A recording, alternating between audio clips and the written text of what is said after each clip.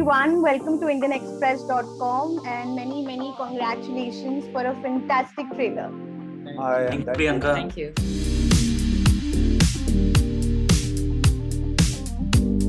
Ranjan and Shailendra, if I start with both of you, could you tell me what was the origin of the story where you thought, how did Grahan really come about? Yeah. तो मेरे साथ तो बहुत मजेदार चीज हुई है प्रियंका कि कैसे 84 नॉवल मुझ तक आई। तो जैसे मैं किसी और को भी कह रहा था कि कहानियों और किस्सों के मामले में मेरा बड़ा यकीन है कि कहानी किस्से आप तक आते हैं जब आप उनको कहने के लिए तैयार होते हैं।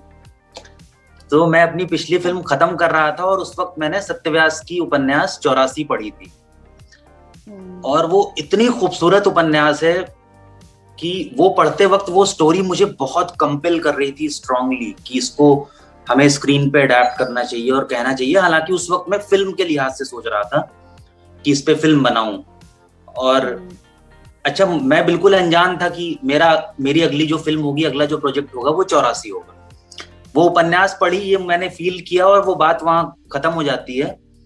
और उसके कुछ समय बाद जो प्रोड्यूसर है हमारे शो के, अजय राय, जिन्होंने मेरी पिछली फिल्म भी प्रोड्यूस की थी, उन्होंने मुझसे कहा कि एक किताब है जिसके राइट्स लिए गए हैं और डिज्नी के साथ शो बनने की बात हो रही है, तो आप एक बार मिल लीजिए उनसे और समझ लीजिए क्या है।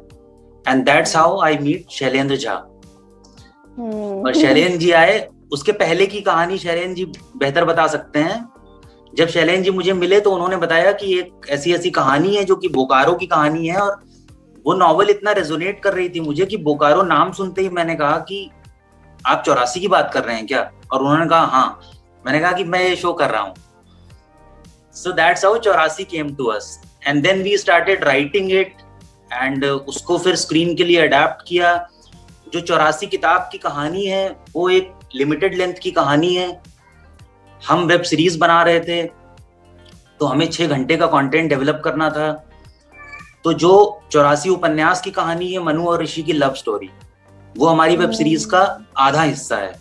और जो दूसरा आधा हिस्सा है जो मॉडर्न टाइम की कहानी है, अमृता और गुरसेवक की, जो जोया और पवन जी किरदार कर रहे हैं।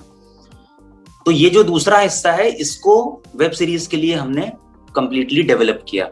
दो जो मुख्य बात हमारे लिए कि एक एक्चुअली सिर्फ लेंथ की बात नहीं थी, बट ये था कि हम इसको कंटेम्प्रेरी लेंस से देखना चाहते थे। सत्या की जो नॉवेल है वो पूरी तरह से 84 में बेस्ड है और हम चाहते थे कि हम आज के किसी के पॉइंट ऑफ व्यू से, आज के लेंस से उस कहानी में जाएं, ताकि आज जो लोग हैं उनको भी ये लगे कि यहाँ से हम देख रहे हैं।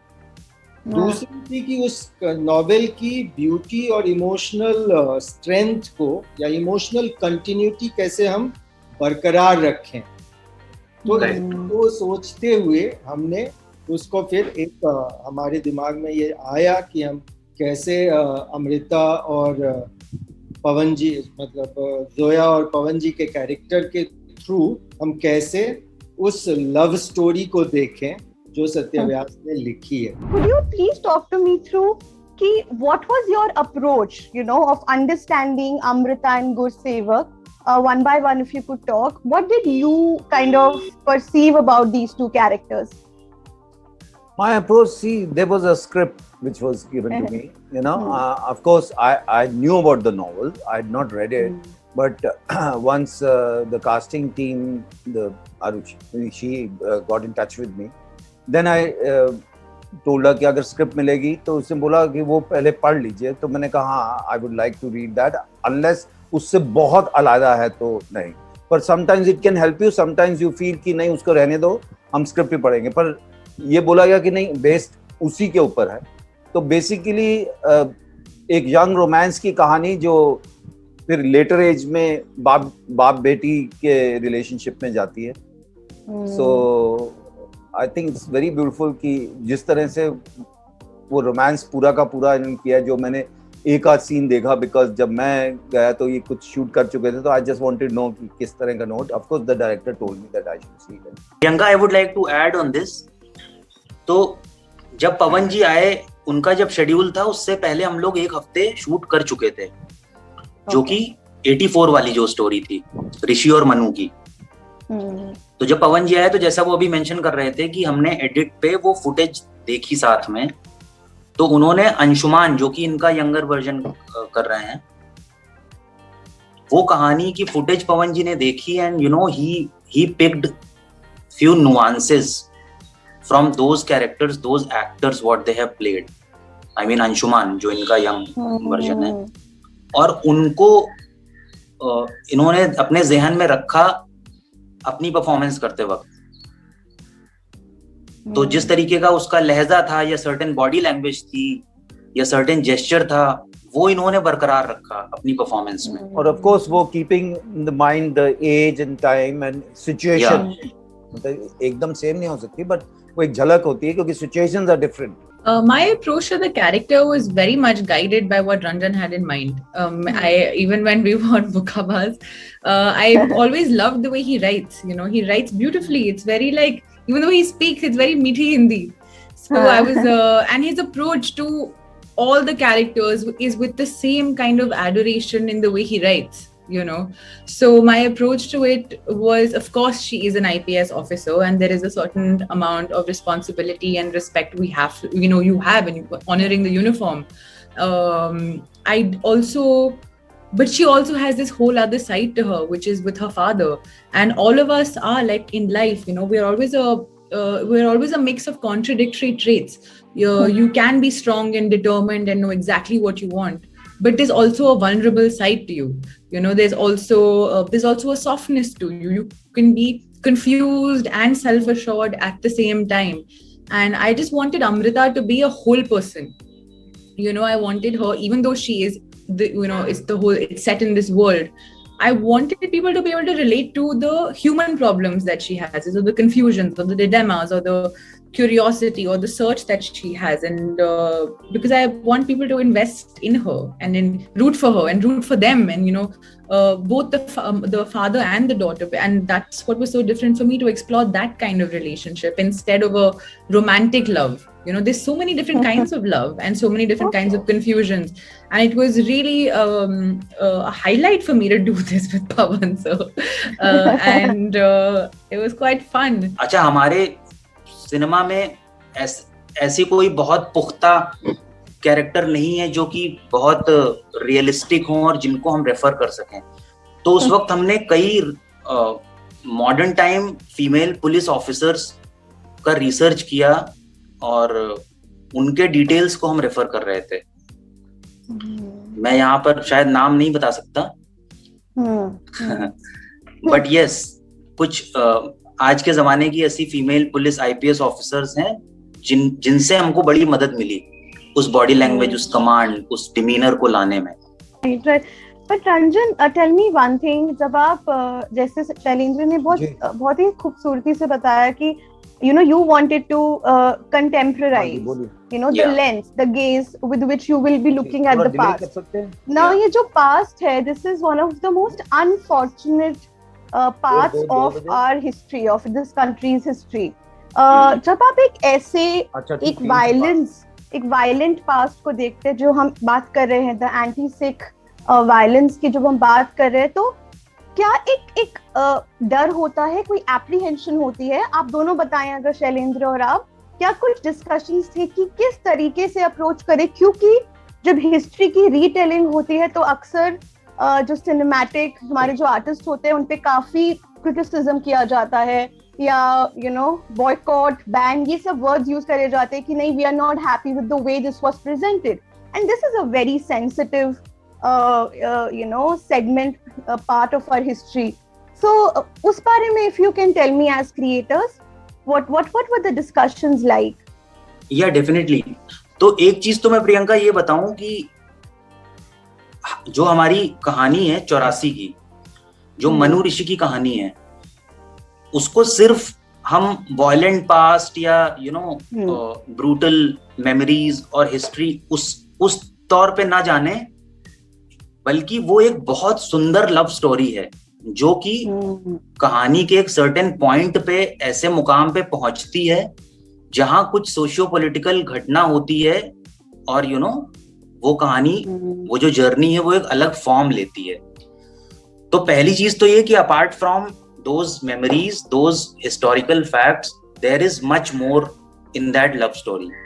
अब दूसरी चीज कि क्योंकि हम कहानी की पेरिफेरी में उस सोशियो पॉलिटिकल माहौल का जिक्र कर रहे हैं और वो कहीं ना कहीं रोल प्ले करता है, तो yes definitely we had a conscious choice and ये हमारी कोशिश थी कि हम कहानी को पर्सनल कहानी कहें जो कि इन किरदारों की कहानी है, और हम उसमें कोई कमेंट्री नहीं करना चाहते थे कि वो सोशियो पॉलिटिकली क्या हुआ, वो पेरिफेरी में है कहानी के.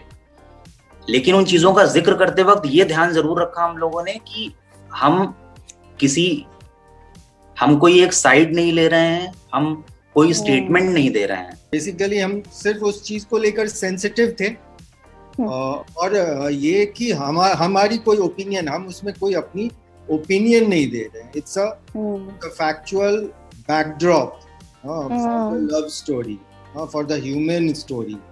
But it will surely, I mean, whatever is in the periphery and all adds certain meanings to the overall story, which you will see and the other people will see and they will form their own opinions. But we didn't want to have any lens on that.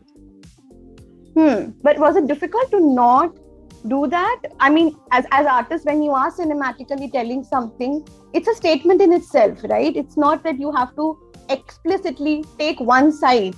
When you are talking about even historical facts, history is also becomes subjective because it's about who is telling that history. Our focus was, you are right, obviously, we were focused on the individual story.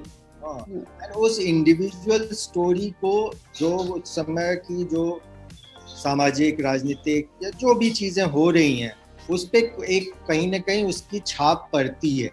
तो हम उसको वहीं तक रखने देना चाहते थे. And वही कि अब जब आप उसमें ज्यादा घुसेंगे तो you should have then a definite take about it. And right now basically we didn't want to go there. So we have kept ourselves to the story of Rishi and Manu and how certain things affect their story and their journey forward also.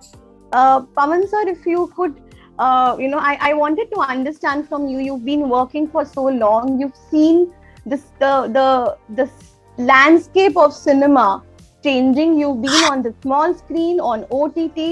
So as actor, have there been times when it was difficult to adapt to change perhaps in technology, in style of storytelling? Was there ever a point where you were like a little lost as an actor? You felt that? No, in fact, अगर आप 80s और 90s का cinema देखेंगे तो उस वक्त जो हम कर रहे थे वो आज बहुत होने लगा. more realistic approach. तो हम तो बड़े कंफर्टेबल है. हम तो इनफैक्ट उस वक्त बहुत सारा जो छोड़ रहे थे काम आज हमारे लिए और ज्यादा अवेलेबल है. हाँ, टीवी जैसे मैंने डिसीजन लिया कि there is certain kind of story telling in TV जो मुझे लगा I wouldn't like to be part of it. तो हम वहां से हट गए ना, कम दिखे. फिर धीरे धीरे, और जहां तक सिनेमा का सवाल है वो तो हम भाई अगर सलीम लंगड़े पे मत रो जिस तरह से बनाई गई, या बाग बहादुर या रोड टू संगम या ब्लैक फ्राइडे, वो तो आज बल्कि अच्छा है. आज ज्यादा चॉइस है, ज्यादा लोग बना रहे हैं, ऑडियंस भी एक्सेप्ट करते हैं. हमारे जमाने में हम बोलते थे 10 से 15% ऑडियंस इस तरह के लिए है. अब वो स्वेल्ड अप हो गया है. अब वो ऑलमोस्ट 50% के पास है, और वो तो हमेशा रहेगा ना. ये तो कभी नहीं हो सकता कि एक तरह का सिनेमा या एक तरह की कहानियां इस तरह की सभी लोग 100 करोड़. वो अलग बात है कि मैं जो फिल्म करता हूँ, मैं जो प्रोजेक्ट करता हूँ, मैं चाहता हूँ कि 100 करोड़ लोग देखें. अगर मुझसे कभी कोई फोन करके कहता है ना कि हम फेस्टिवल के लिए फिल्म बना रहे हैं, वो अक्सर होता है, तो उसमें एक मुझे मालूम है ये भी होता है कि पैसे नहीं देने पड़े. लेकिन जैसे ही कोई बोलता है फेस्टिवल के लिए फिल्म बना रहे हैं, तो मैं कहता हूँ मैं इंटरेस्टेड ही नहीं हूँ, क्योंकि आपने पहले ही सोच लिया 5-10 हजार लोगों को फिल्म दिखानी. नहीं भाई, मैंने तो घर चलाने के लिए थोड़ी मैं अपना सिनेमा बनाता हूँ. और ना ही मुझ में कुछ एरोगेंस ऐसी है कि ये मैं सिनेमा करता हूँ जो मुझे समझ में आता है और बाकियों को नहीं आएगा. नहीं, मैं तो चाहता हूँ 100-200 करोड़ लोग देखें, पूरी दुनिया में देखें. वो आपने काम किया है. हम तो चाहते हैं, और मैं झूठ बोल रहा हूँ कि जब मेरा काम अप्रिशिएट होता है तो मुझे अच्छा नहीं, ऑफ कोर्स अच्छा लगता है. I want people to see my work, I want people to know me as an actor. वो अलग बात है कि बहुत सारे लोग आते हैं कि अरे आपका वो देखा, पर आपका नाम क्या है, ऐसा भी बहुत बारी हुआ. पर मुझे फिर किसी ने बोला कि भाई they are living with your characters. तो ये भी एक बहुत बड़ा कॉम्प्लीमेंट है कि वो आपके किरदारों को याद रखे हुए हैं और वो आपके नाम के बारे में भूल जाते हैं, यू नो. पर जैसे हो सकता है, जो मुझे मालूम है कि बहुत बारी हुआ है कि पवन मल्होत्रा है जी इस प्रोजेक्ट में, कौन, अरे जिसने वो रोल किया था, फिर वो आपको और 5 रोल गिनवा देंगे, यू नो. So true. वो एक और आपको तय करना है. मैं तो एज एन एक्टर मैंने हर तरह के काम किए. मैंने तो देखिए डॉन और परदेश भी की है और जुड़वा भी की है, जब भी मैं आई फील कि वो इनसे अलग है. ये उस तरह तो मैंने रुस्तम भी किया, यू नो. पर रुस्तम बाहर लेके आता है एंड में अपनी बीवी को, एक पूरी फिल्म चेंज हो जाती है, यू नो. तो उसका हिस्सा बनने में, भाग मिल्खा भाग का हिस्सा बनने में ब्यूटीफुल. और मैंने मुबारका भी की है जो फैमिली की बात कर रही है, लेकिन इट वाज फन फिल्म. तो as an actor you want to be part of all sorts of things, लेकिन आपकी बेसिक धुरी कहाँ है, आप किस तरह की कहानियों से जुड़ना चाहते हैं, आप किस तरह के किरदार करना चाहते हैं. मैं तो सब करना चाहता हूँ. ह्यूमन इमोशन है, हर तरह की एक्सप्लोर करेंगे. और यही इस जीवन का मजा है कि इस भगवान का शुक्रिया है कि इस प्रोफेशन में मैं हूँ और अभी भी मुझे भगवान काम दिलवा रहा है और मेरे काम को देखकर मुझे काम मिल रहा है. मैं आज तक एक भी काम, नुक्कड़ से लेकर आज तक जो इंटरव्यू दे रहा हूँ और जो आने वाले 3 काम है और जो अगला कर रहा हूँ, ये सब मेरे पास आए हैं. जो मैंने ट्राई किया मुझे कभी नहीं मिला. To you, 4 years of being in this industry, like I said, one of the most promising debut. But tell me one thing: when you look back at their journey, would you say that waiting, you know, the wait to get a great part is the hardest thing to be an actor? Yeah. Like, as in, is this the hardest part of being an actor? I think, yeah, waiting in general is the hardest part because that's the, you know, empty period in which your mind usually gets away with you. And it's very hard, yeah, for people that are not connected in any way to kind of be known for how they want to represent themselves. It's easy, you know, there's a lot of work in the industry, but it's not easy to wait and be like, no, I think I deserve better, or no, I think I can do this something better. And better doesn't mean more, it just means the kind of things you want to do. So looking back on the 4 years, and it's really everyone else's choice, it's everyone's choice, you know. For some people they can wait because they have the luxury of time and financial luxury as well. So it really comes down to how much you can hold out, what you can do, what your limitations are, what your resources are. And it's not like I had some great privilege or anything. I was just like, no, I'll make something or I'll do something else. So that's the only thing that kind of kept me going, to just have other hobbies and other interests